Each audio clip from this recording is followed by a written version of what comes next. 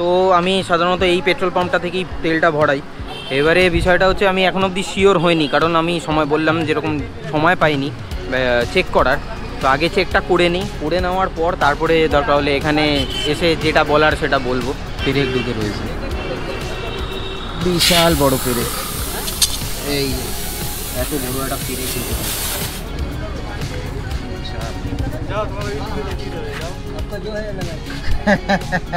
কি বলছো? মালিককে ইউটিউবে দেখিয়ে দেবে। মালিক আছে বলেই বেঁচে আছি। আপনি তো আরো দাম বাড়িয়ে দিচ্ছি। হ্যাঁ, 5 জনে দেখবে তাহলে আমি যদি দাম বাড়িয়ে দেই তাহলে আমার দাম নেবে না হয়তো, সেই কারণে দামটা বাড়িয়ে দিচ্ছি। ও তাকিয়েছে দেখো, সোহমের মাথায় হাত, ও তাকালে সোহমের মাথায় হাত পড়ে যায়। তাহলে রোববার দিন তুই গাড়ি বের করছিস তো? হ্যাঁ হ্যাঁ, কত তাই বলো। আচ্ছা ঠিক আছে, রোববার দিন আমরা বেরোচ্ছি গাড়ি নিয়ে।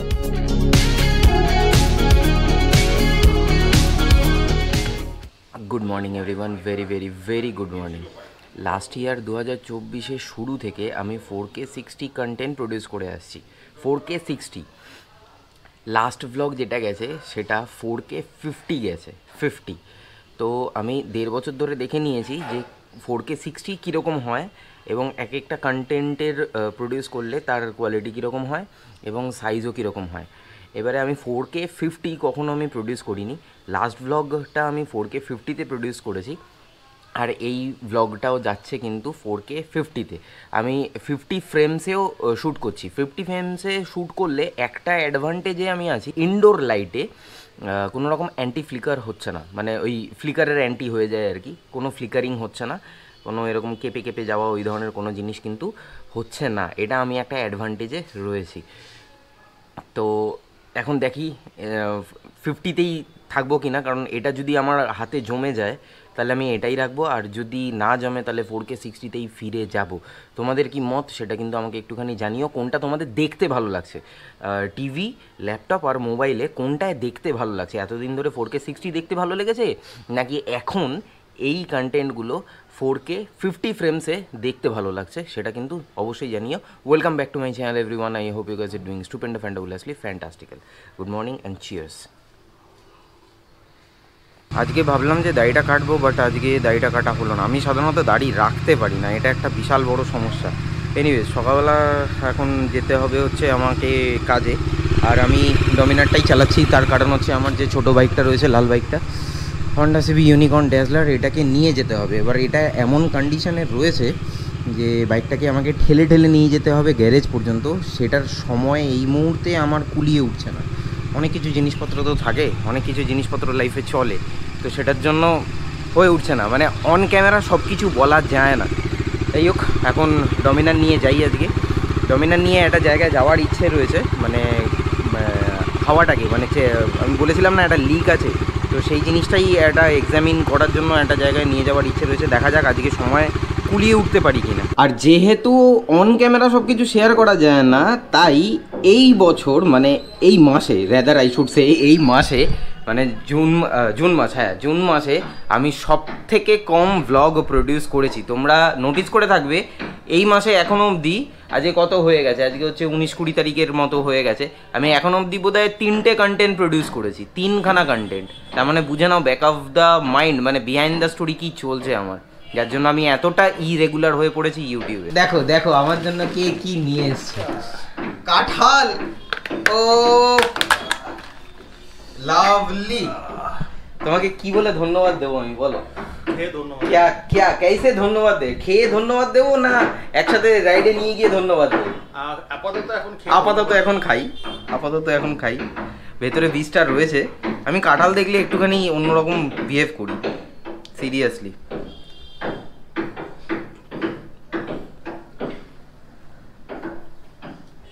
খাজা মিষ্টি,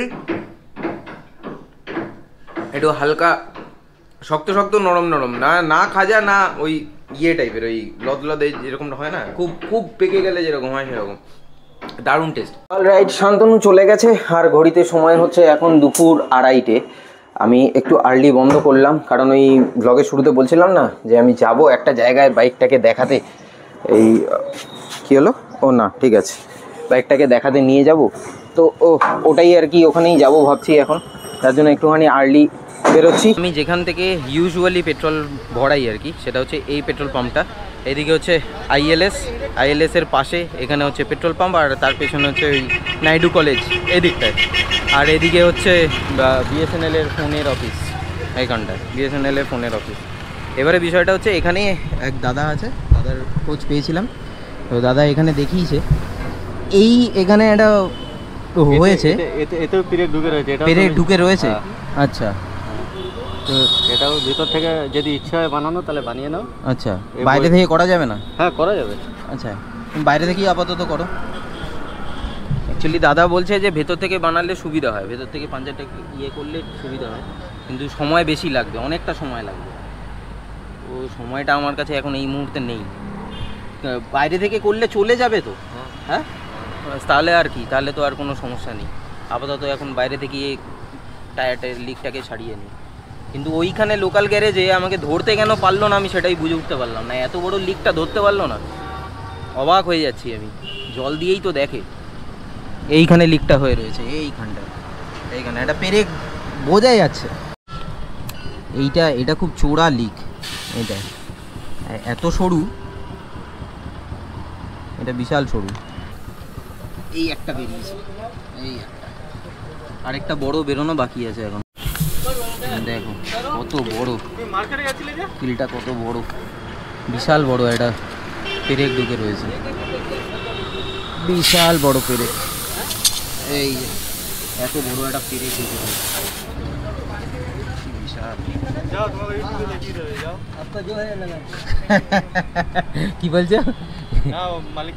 মালিককে ইউটিউবে দেখিয়ে দেবে,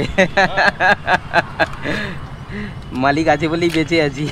আরো দাম বাড়িয়ে দিচ্ছি। হ্যাঁ, 5 জনে দেখবে তাহলে আরো দাম। তাহলে আমি যদি দাম বাড়িয়ে দেই তাহলে আমার দাম নেবে না হয়তো, সেই কারণে দামটা বাড়িয়ে দিচ্ছি।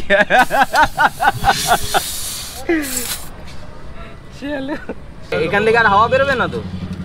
হাওয়া বেরোবে অনেকদিন পরে। হ্যাঁ, যখন এখান থেকে হাওয়া বেরোবে চেষ্টা করবেন ভেতর থেকে, তখন খুলে কাজটা করিয়ে নিলে ভালো হবে। চলো ডান। লাস্ট ব্লগে তোমরা অনেকেই বলেছিলে যে দাদা পেট্রোলের মধ্যে হয়তো জল মিশে রয়েছে, তো তুমি যে পেট্রোল পাম্প থেকে তেল ভরাও সেখান থেকে অনেক সময় প্রবলেম হতে পারে। তো আমি সাধারণত এই পেট্রোল পাম্পটা থেকেই তেলটা ভরাই।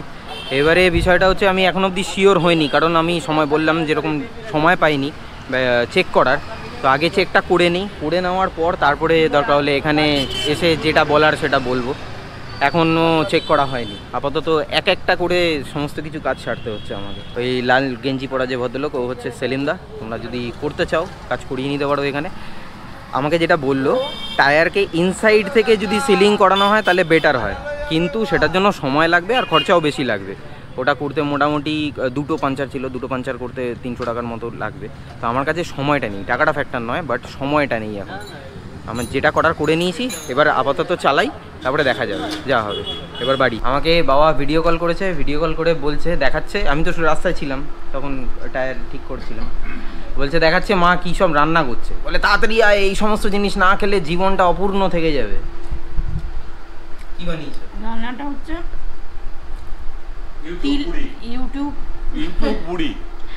ইউটিউবে একটা রান্না দেখেছিলাম, রান্নাটা নাকি খুব সুস্বাদু। তিলটাকে, সাদা তিল রোস্টেড করে মিক্সিতে গুঁড়ো করতে হবে, তারপরে ভাত সর্ষের তেলের মধ্যে শুকনো লঙ্কা ছেড়ে ভাজা করে তারপরে কিছু ভাত ওর মধ্যে দিয়ে দিতে হবে, দিয়ে নুন চিনি দিয়ে ভাতটাকে পুরো ফ্রাই করতে হবে।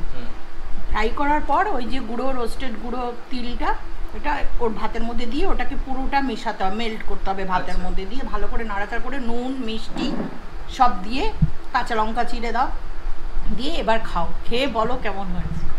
তাহলে এই রেসিপিটার আমি আজ থেকে নাম দিচ্ছি, এই যে এইটা দেখতে খানিকটা এরকম লাগছে, তিল ভাত ভাজা, পাতি বাংলায় তিল ভাত ভাজা।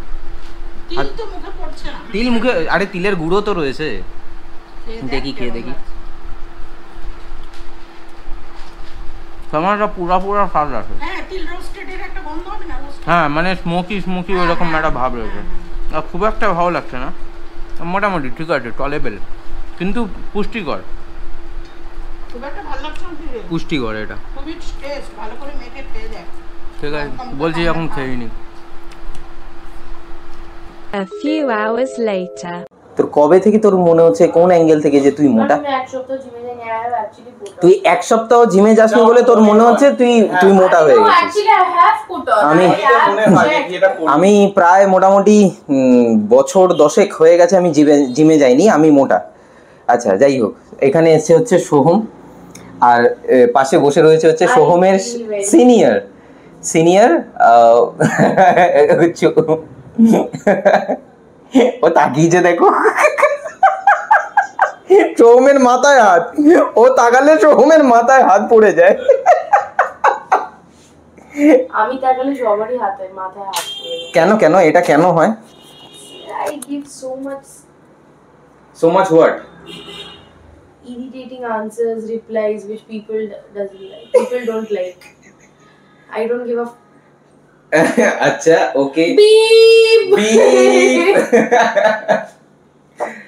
না সোহমকে তুই একটু আগে কি একটা বলছিলিস যে একটা ভালো দেখে প্রেম কর, তাই তো?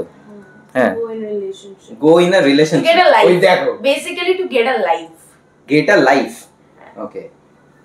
বুঝলি? সোহম বলছে ঠিক আছে। যা। সোহমকে মেয়ের কথা বললেই সোহমের পিলে চমকে যায়। পিলে চমকে যায় মানে? মানে ওর ভালো লাগে না, মানে কেন, মানে না, মানে হ্যাঁ, মানে সে কি ভাব চলে আসে, কেন জানি না, সেটা ওকে জিজ্ঞাসা করো, ও উত্তর দেবে।